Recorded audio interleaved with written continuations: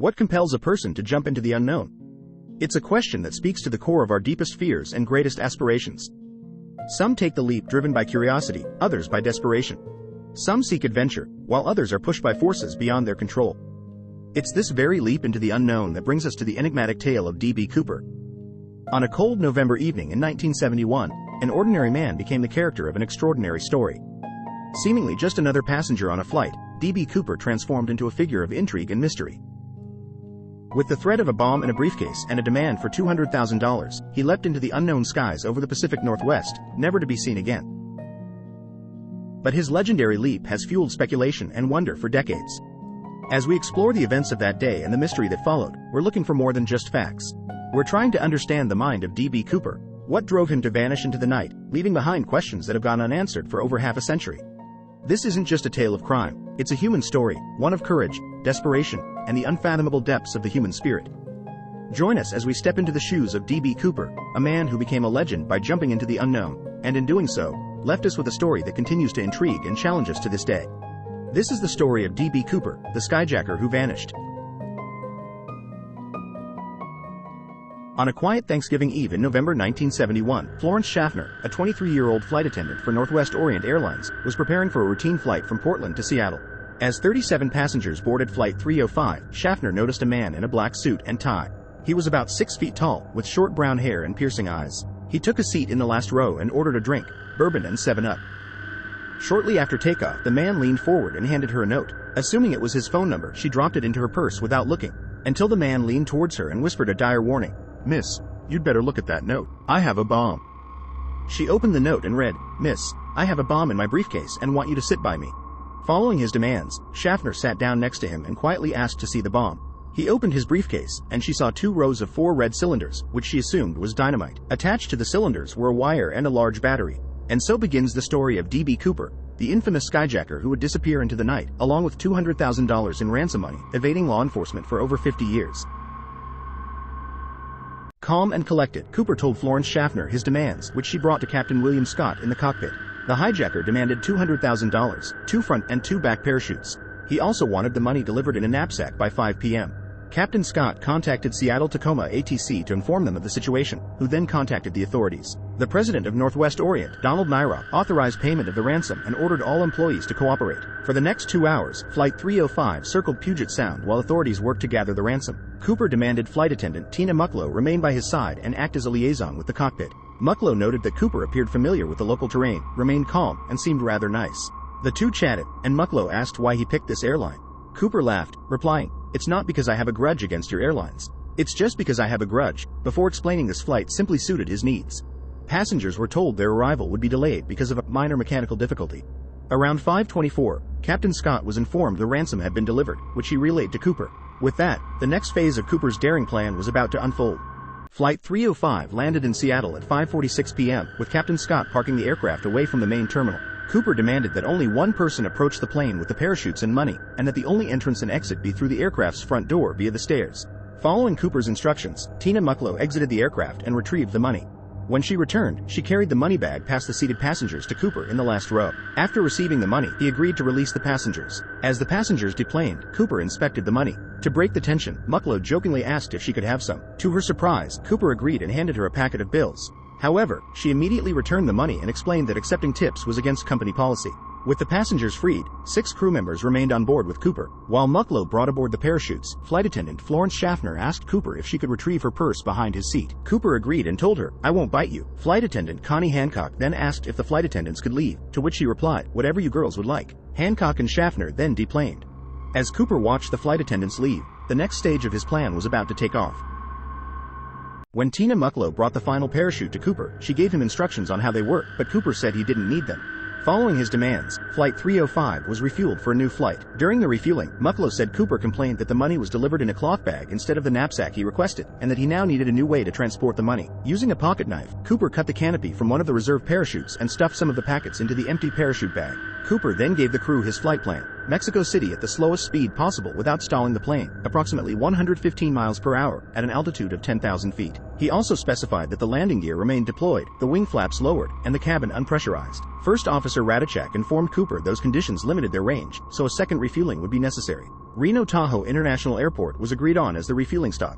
Cooper also wanted to take off with the rear exit door open and its stairs extended. Over safety concerns, Cooper agreed to lower the staircase once airborne but demanded that McCoy remain to assist with this. As Flight 305 took off, Cooper's plan entered its final phase.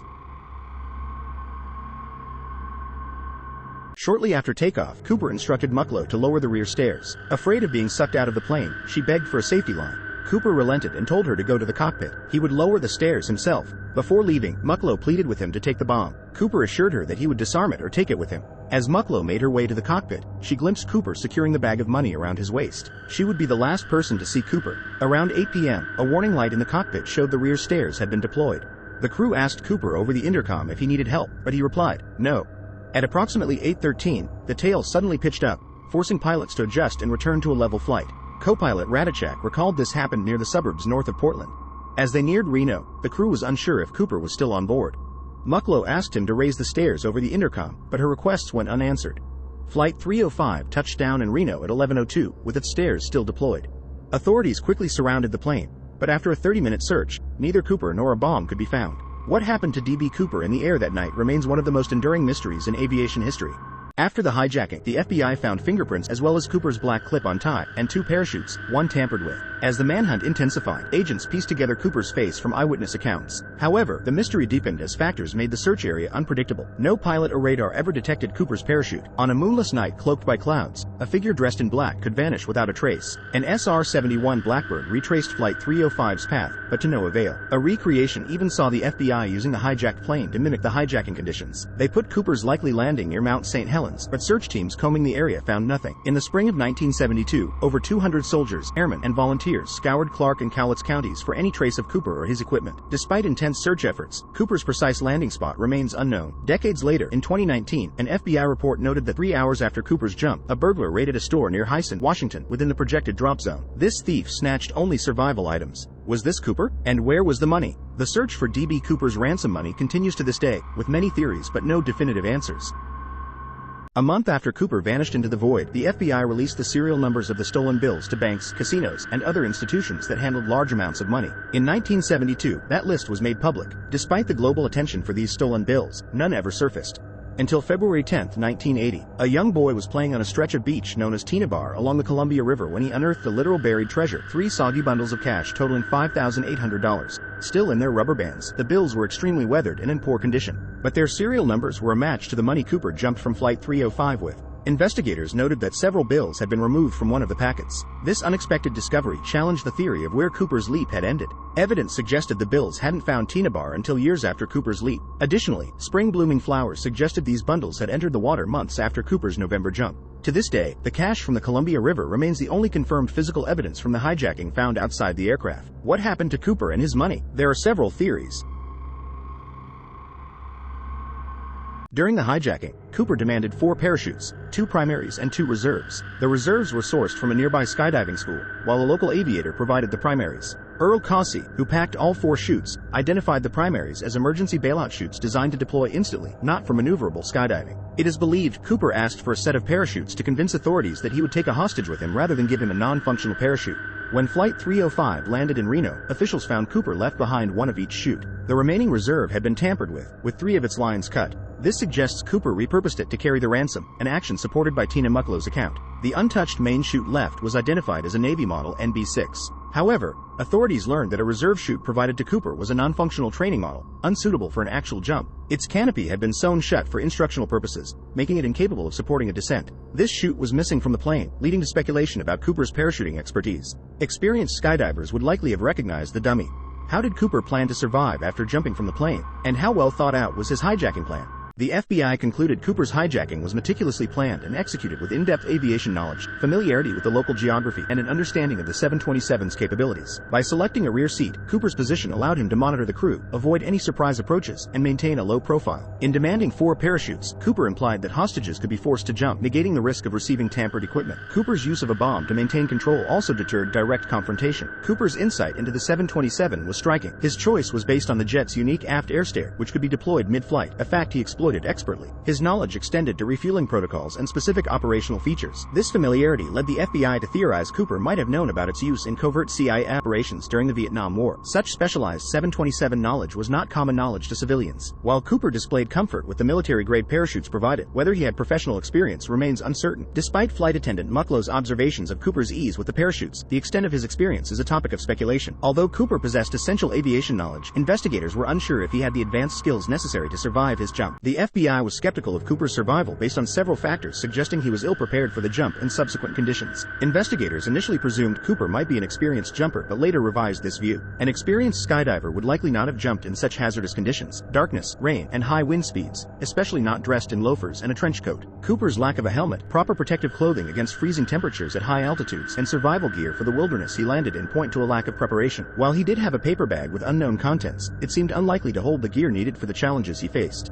The unspent ransom money, particularly the portion found by the Columbia River years later, also suggests Cooper did not escape to use it. It was reasoned that he might have failed to open his parachute, succumbed to hypothermia, or drowned in the river. However, not everyone agreed on Cooper's fate. Some believed he survived, noting it was a clear night in certain areas, allowing the possibility of a safe landing and an unnoticed escape. Several copycats successfully parachuted in similar or worse conditions, leading to reconsiderations about Cooper's fate. But who exactly was Dan Cooper? Authorities created a thorough profile of the hijacker.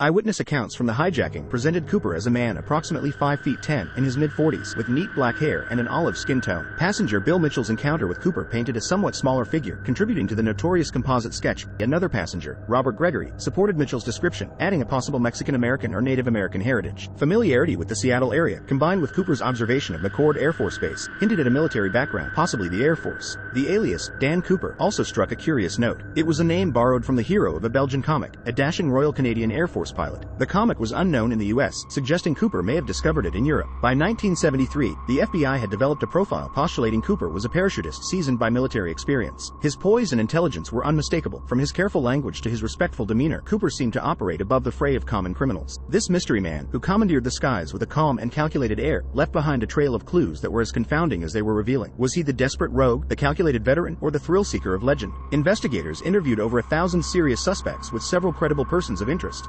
Robert Rackstraw, a Vietnam War veteran and convicted felon, briefly became a person of interest in 1978. Known for his piloting skills and a penchant for deceit, Rackstraw was deported from Iran to the US to face charges of explosives possession and check fraud. He later staged a phony distress call and falsely claimed to have ditched a rented plane, only to be found with the repainted plane and forged pilot certificates. Despite his military parachute training and likeness to Cooper, Rackstraw was ruled out as a suspect by 1979 due to a lack of evidence linking him to the hijacking. Decades later, he resurfaced as a suspect, propelled by a documentary, a book, and a legal push by the book's author to obtain the FBI's files on Cooper. The author's team claimed to find an old parachute strap and piece of foam possibly linked to Cooper, as well as a cryptic 1971 letter they believed Rackstraw wrote containing codes tied to his military units. Rackstraw himself, along with his attorney, dismissed the allegations as baseless, and the FBI remained silent on the issue. The controversy reportedly cost Rackstraw his job, leading him to admit to being the hijacker in what he later described as a stunt. Rackstraw passed away in 2019, leaving the swirl of suspicion and the question of his connection to Cooper unresolved. But there were other persons of interest that fit Cooper's profile more closely. Theodore Braden Jr., a decorated Special Forces commando turned rogue, emerged as a tantalizing suspect in the case. A master skydiver, Braden's military exploits and subsequent criminal activities painted him as a figure capable of executing such a bold heist. Braden joined the military at 16 and quickly became a skydiving virtuoso. His service with the covert Green Beret unit during the Vietnam War showcased his expertise in halo jumping. Despite his distinguished service, Braden's decision to desert Vietnam led to his discharge. Portrayed as a man with a death wish, Braden was known for his reckless behavior and questionable money-making schemes. After his military career, he slipped into obscurity, re-emerging as a truck driver and later as a suspect in a trucking heist. Despite his aptitude as a soldier, Braden was a pariah in his personal life, described as highly intelligent yet criminally inclined. His covert operations may have equipped him with the knowledge to jump from A727, aligning with the modus operandi of Cooper. Physically, Braden was shorter than Cooper's profile, but his dark complexion, short hair, and medium build did match. At 43, he was also in the age range of the elusive Skyjacker. Despite the circumstantial evidence, Braden's connection to the Cooper case remains a matter of speculation. But did another suspect fit Cooper's profile more closely? Richard McCoy, an Army veteran and recreational skydiver, infamously staged one of the most notorious copycat hijackings following the D.B. Cooper case. After serving in Vietnam and becoming a warrant officer in the Utah National Guard, McCoy's life took a dramatic turn. On April 7, 1972, he hijacked a Boeing 727 using a mock grenade and an unloaded gun to secure $500,000 in parachutes before making a jump over Provo, Utah. However, his abandoned instructions and fingerprints led to his arrest with a 45-year sentence. But McCoy's story didn't end with incarceration. 2 years later, he staged a bold escape, only to meet his end in a fatal FBI shootout. The speculation that McCoy was also the infamous D.B. Cooper was fueled by parole officer Bernie Rhodes and ex-FBI agent Russell Kalami in their book, D.B. Cooper, The Real McCoy. The book posits their belief in his double identity. Despite these assertions and apparent similarities between the hijackings, the FBI has discounted McCoy as Cooper, citing discrepancies in their ages, physical descriptions, and levels of skydiving expertise, as well as alibis placing McCoy elsewhere during the time of Cooper's hijacking. The debate over McCoy's possible dual identity adds yet another layer of complexity to the enduring mystery of D.B. Cooper. William J. Smith has also been the target of speculation as a suspect in the D.B. Cooper hijacking. This attention is based on research conducted by an Army data analyst and published in an article by The Oregonian in November 2018. Smith was a World War II veteran with naval aviation experience, which the analyst believes would have given him the knowledge of planes and parachutes necessary to carry out the hijacking. Smith also worked for the railroad, which the analyst believes would have helped him find railroad tracks and hop on a train to escape the area after landing. In addition, Smith's close friend Dan Clare was stationed at Fort Lewis during the war, which the analyst believes may have provided Smith with information about the Seattle area. The analyst also noted that the man who claimed to be Cooper in Max Gunther's 1985 book identified himself as Dan Leckler. Smith and Clare worked together at Conrail's Oak Island Yard in Newark, New Jersey. Smith retired from that facility as a yardmaster. The article noted that a picture of Smith on the Lehigh Valley Railroad website showed a remarkable resemblance to Cooper's FBI sketches. The FBI has said that it would be inappropriate to comment on tips related to Smith. D.B. Cooper. His name is synonymous with daring escapes and unsolved mysteries. In 1971, he hijacked a plane, demanded ransom of $200,000, and parachuted into the night over the Pacific Northwest, never to be seen again. Cooper's crime was so daring and audacious that it captured the public's imagination. How could someone pull off such a heist and then vanish without a trace? Over the years, there have been many theories about his fate, but none of them have been confirmed. He was a skilled parachutist and he carefully planned his hijacking. He also had a good understanding of the terrain in the area where he jumped from the plane. If he survived the jump, Cooper still had to evade capture. He knew that law enforcement would be looking for him, so he would have needed to be very careful. He may have changed his appearance, used different names, and traveled extensively. Or maybe Cooper died in his jump. It was dangerous. He was ill-equipped, and one mistake could have spelt disaster. Maybe this explains why the bills in his ransom money were never found, aside from a few packets found on the riverbank. Whatever happened to Cooper, his story remains one of the greatest unsolved mysteries in American history. It's a story that has fascinated and captivated people for over 50 years. It is a story that has everything: crime, mystery, intrigue, and a daring escape. It is a story that we will probably never know the ending to, but that is part of what makes it so compelling. So, what do you think happened to D.B. Cooper? Do you think he survived the jump and escaped with the money? Or do you think he died? Maybe you have your own theory. Share your story in the comments below.